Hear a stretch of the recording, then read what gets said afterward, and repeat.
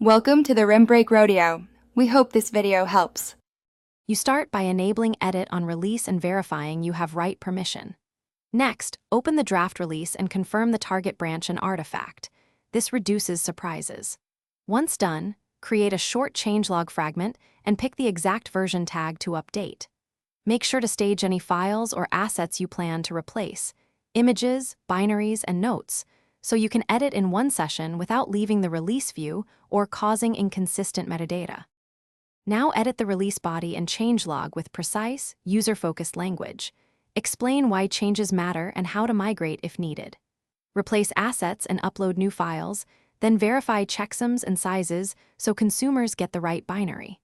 Once you finish edits, trigger or run your CI/validation steps to ensure packages install and links resolve.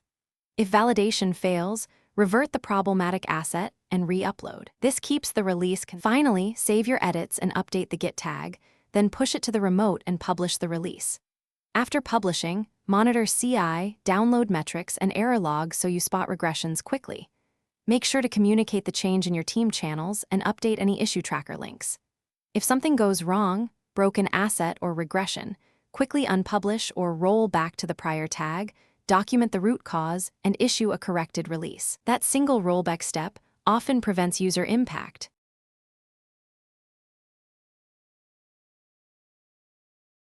Thanks for watching. Consider subscribing if we helped you.